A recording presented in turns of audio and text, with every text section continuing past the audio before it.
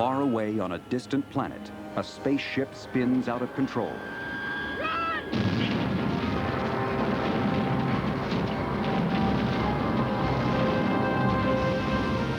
Back on planet Earth, a stormy sea batters a floating crane.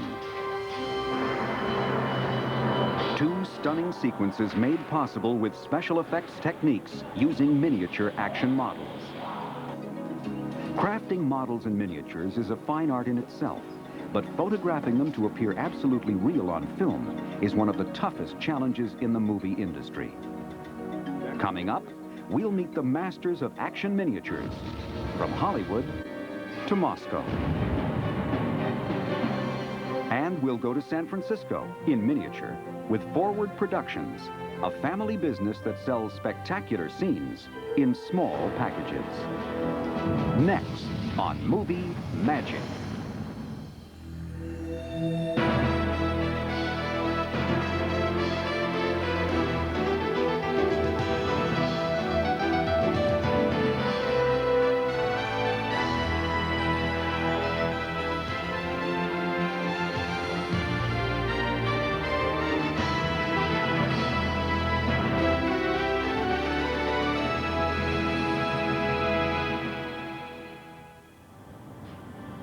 In the romantic comedy Heart and Souls, four recently departed spirits find themselves suspended between this world and the next. To make this supernatural story believable, director Ron Underwood needs seamless special effects. And to get his movie off to a magical start, he's entrusted the opening shot to one of Hollywood's top specialty effects firms, Forward Productions, the home of two noted effects wizards, brothers Dennis and Robert Skotak. Like this guy's working on the railing here. We want to reposition the camera. Here in their Burbank, California studio, the Skotak brothers create action sequences so finely crafted and creatively photographed that audiences would hardly guess the scenes are actually happening in miniature. The Skotak's work includes such memorable moments as the exploding atmosphere processor in Aliens, a collapsing crane in the abyss, and the nuclear holocaust in Terminator 2. 3 films for which the brothers shared Academy Awards for Best Visual Effects. But the Skotak's movie-making career actually began in their boyhood home in Detroit. So we started out essentially doing little tabletop miniature setups when we were probably 5 or 6, 7 years old. And our neighbors thought we were all crazy because they'd see us out in the backyard and hauling stuff out of the basement and building sets and shooting them at night with floodlights in the yard, that sort of thing. We did a couple of little 8mm films, one of which was our version of the Time Machine. Visual effects were just sort of to extend what we could do with our meager dollars into something that's a little bit more spectacular. Today, the brothers continue their lifelong filmmaking partnership. Okay, well, I would say that Dennis and I overlap a tremendous amount in our work. Primarily, Dennis handles the photographic and the lighting and the look. I am very involved with the art direction, the design and concept of the shot, and the direction of all the action within that. The result of the brothers' longtime collaboration is a resourceful approach to movie making. A unique style that admirers have termed SCO technology. To us, our approach to doing special effects is so logical that I don't see any other way of doing it. It's an extension of what we would have done on a low budget if we were doing it ourselves in, say, an 8mm. It's just you carry it further. In modern effects work, many filmmakers opt to shoot scenes as separate elements that are later composited into a single image. For example, in this television commercial directed by Ridley Scott, the Skotaks utilized miniatures, computer-generated images, and live-action footage. When these individual elements are digitally combined, the results are devastating. But the Skotaks first achieved prominence by helping to revive an older, more traditional approach. This technique is known as in-camera, because the complete effect is achieved by photographing all of the elements at one time using a single camera, or by photographing multiple exposures on a single strip of film negative. We do a lot of things in camera so that we can show to the director, to the producer, whoever the art director, what the final shot would look like much faster and there's less ambiguity about it. I mean, it's all there, you can see it, and they really love it. And we do too, because it's very direct. You're not surprised later on. Such effects-driven films as Darkman, Tremors, and Bram Stoker's Dracula have featured shots created in camera by the Skotax. For Terminator 2, they utilize both traditional and cutting-edge techniques to realize director James Cameron's vision of a nuclear nightmare. And they know what's going to make a great shot, from computer-generated imagery of the collapsing buildings and the shockwave propagating across the city, to just good old-fashioned run the cameras up to 120 frames and blow it up, miniature photography. They didn't just create the storyboards, they went beyond the storyboards to create a really memorable sequence. The Los Angeles freeway shots demanded special attention to detail. It was a very large miniature, required a lot of force, a lot of air cannons to blow these vehicles away.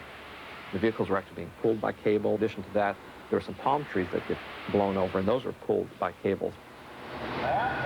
The Skotax believe that the long setup time required for creating shots in camera pays off with a cleaner, more realistic image.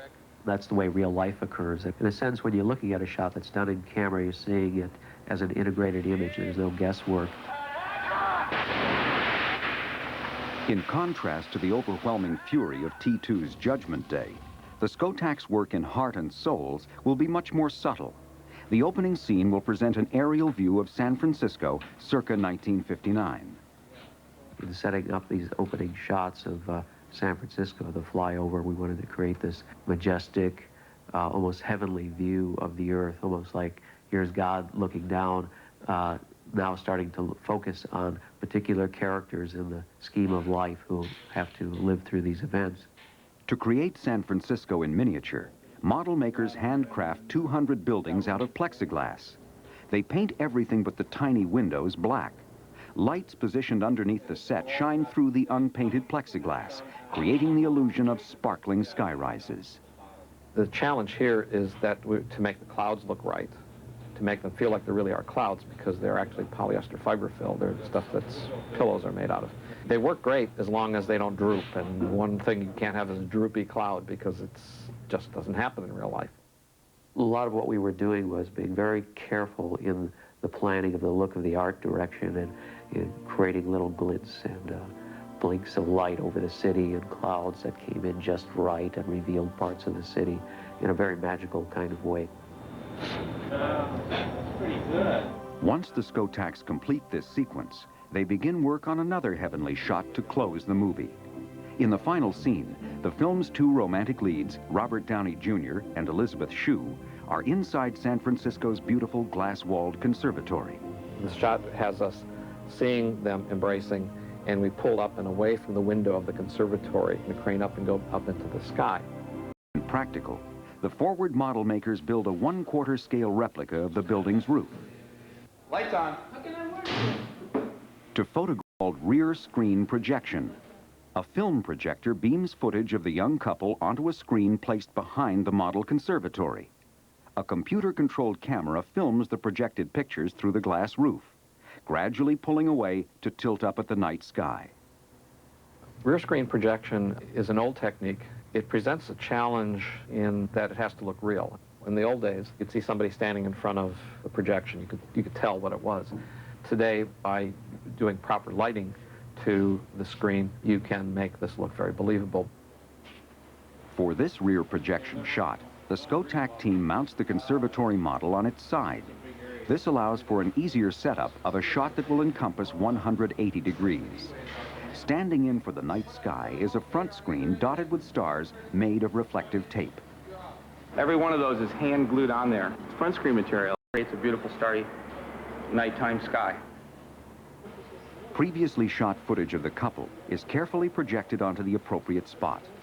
Then, to help mask the cut between the live action footage and the miniature shot, Dennis adds an artistic touch. Which is sort of a whitewash over all the windows. It lets us see a little bit through, but not too much. When we pull back out of the window, we see them dancing. We just see them through a haze of glass. With a combination of live action footage projected on a rear screen, the miniature model conservatory, and a front screen night sky, the Skotaks give this heartwarming story a fairy tale ending, a finale that invites moviegoers to wish upon a star. Filmmakers used special effects to explore the realms of space when visions of rocket ships were pure fantasy. But some of the most groundbreaking science fiction films were created far from the Hollywood mainstream. In the late 1950s, Russian filmmakers produced several visually exciting space travel movies. Later, recuts of these films were shown in the United States under such fanciful titles as Queen of Blood and Voyage to the Planet of Prehistoric Women. Within these movies were some remarkable special effects, and they were of an imaginative level and a creative level that was unique. The effect scenes for these science fiction films greatly impressed the young Skotaks. Robert began a long-distance quest to find the Russian artists and learn their trade secrets. Found that there were primarily two people whose films I was seeing. I was seeing the work of a man named Pavel Klushantsev and another man by the name of Mikhail Koryukov. To hear the true story of these pioneering effects artists, Robert traveled to the former Soviet Union in 1992. There he met the filmmakers responsible for creating the images that had fueled his imagination. Here we go. It was a very warm, very wonderful meeting, and we immediately launched into millions of questions about each other's work and how we had similarities and vast differences. Более сложным оказалась проблема, как показать невесомость. The most difficult thing turned out to be showing zero gravity because the suspension ropes interfered with the movement of the suspended person. One way we did it wasn't even to use thin wires to suspend the actor, but to use thick steel cables. We shot him from a lower angle. In other words, the cables were hidden by the actor's body. I found it interesting that some of the techniques that were used in 2001, supposedly for the first time, had actually been employed by Pavel Klushantsev in the early 50s. Sadly, the achievements of Pavel and Mikhail have been largely ignored, even in their own country. Touched by the Americans' appreciation, the Russians gave the Skotaks these priceless production photos, records of a nearly forgotten film era. They were overwhelmed with the fact that their films had been shown in the West, that anybody even knew who they were. And I said, my God, a number of people know your work and are very impressed by it. You should know that your work will live on. The Skotaks' intimate knowledge of space films proved invaluable when they oversaw the visual effects for Aliens. For one heart-stopping shot, Dennis and Robert used a combination of miniatures and rear screen projection to create the illusion of a shuttlecraft crashing on a distant planet. Among the difficulties you'll find in a setup like the dropship crash is how to give a sense of weight. What we did was dress the set with ash and fuller's earth and various particulate matter that would scatter instead of clouds of dust and send bits and pieces flying at the camera. Many of the film's action scenes were created in camera, including some using this radio-controlled armored personnel carrier. Our miniature, which was roughly 5 feet long, the only way we could get it to go fast enough was to actually build the set as a downhill slope. So the cameraman was ahead of it as it was going down the hill, and it was coming at him, and he was rolling backwards with gravity on a dolly, and the thing was coming right at him. We're frustrated in that ultimately these images are not three-dimensional. We try to break through that barrier and give the sense that the stuff is coming off the screen. Eye-popping photography captured another memorable Skotak model, the Bat ski boat in Batman Returns. We had to build a tunnel 120 feet long in miniature, quarter-scale tunnel on our stage, seal it, make it waterproof, and detail that entire length, and create fog effects down the entire length that were consistent and didn't obscure the shot, while the Batboat was pulled through the shot by an air motor at about 35, 40 miles an hour. Now, an object that is 5 or 6 feet long, that's going 35 miles an hour, that has to come within an inch of the lens, actually gets fairly dangerous. Our cameraman, he was wearing a motorcycle helmet, and he wound up just getting out of the way just in the nick of time as the Batboat would be coming by. Just as Soviet filmmakers influenced two brothers on the other side of the world, so are the Skotaks creating a body of work to inspire the next generation of effects artists. Effects artists carefully plan each shot using drawings called storyboards. As these storyboards illustrate, Heart and Souls begins with a dramatic bus crash. The filmmakers will use full-size buses for the before and after shots. But rather than stage an actual accident, director Ron Underwood is counting on SCO technology to create the image of a bus crashing through a guard railing. To begin, the Skotaks first make a video animatic, a rough test using cardboard cutouts for the models. What we have to do is get this bus to follow the path that the original bus did, the full-size bus does, come up to this rail, brake it properly, and then fly through the air and land in the right spot, braking the wires in the right place, doing all the business that happened for real. Several technicians assist the Skotaks in setting up the miniature San Francisco street and bridge. Headlights, inside lights. Sandy Stewart wires the model bus with tiny lights to match the full-size vehicle, while Taylor Black assembles the pieces of rigid foam railing that will break apart when the bus crashes through. Right, I just want to know where the gap is underneath this. Tom Seymour helps Dennis Skotak light the set. Okay, now this area, we're going to have to make darker. Lighting in miniatures is a very, very key part to making it look believable. We place little pools of light. We put a little light in one spot, another light in a little spot, and then we have to take flags and C-stands and then cutting off areas of light so that we make it not only look interesting, but look believable. So if you move it to the left, we'll be happier. Forward's ace model builder, Jim Toller, oversees the installation of the 1/8 scale bus. The bus rides on a steel plate in the little track, which is being pulled by a cable that goes around a pulley at the front of the bridge, and it goes all the way back and then up to the ceiling. It's connected to a bundle of sandbags.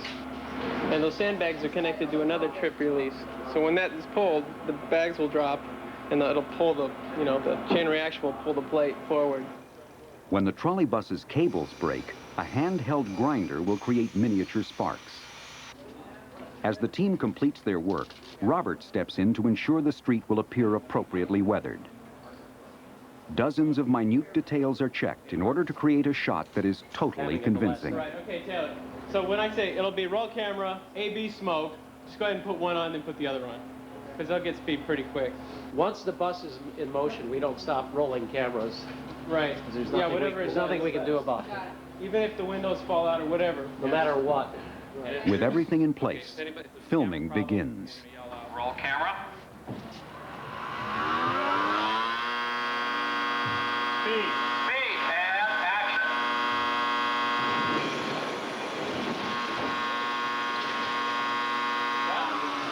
The first take immediately reveals an unanticipated problem.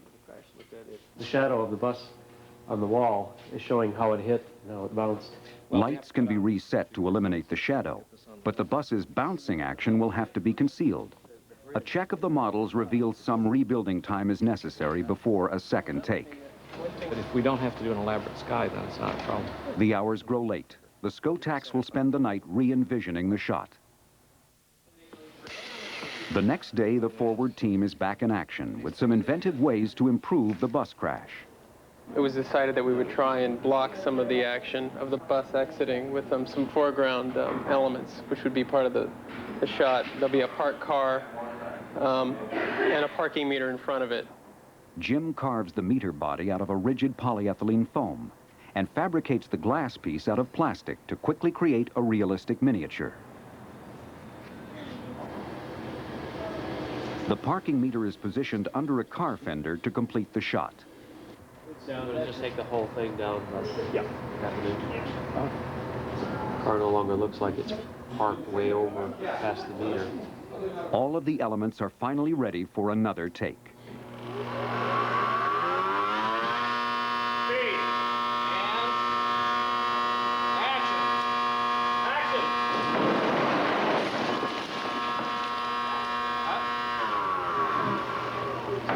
You all right?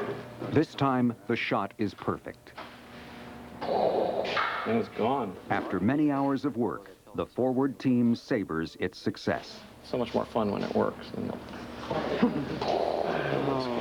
The addition of the car and the parking meter in the foreground actually helped the shot. It gave it a more depth. A technical problem actually resulted in an artistic improvement. The movie's director couldn't be more pleased. How to photograph the miniatures is the real key, and where the Skoteks are such masters is in terms of photographing and lighting miniatures in a realistic and beautiful way. After working 17 or 18 or 19 or 20 hours or whatever it takes to get something done, it's so satisfying. When we saw it, it feels like, well, that was worth it all. And then the next challenge comes up and you begin to wonder, is it worth it all again? The real reward for us is much less something like an Oscar, but it's seeing a great shot on the screen and knowing it's going to be around for a number of years, and a lot of people will appreciate it. Adding their own innovations to time-honored miniature effects, the Skoteks have made unforgettable movie magic.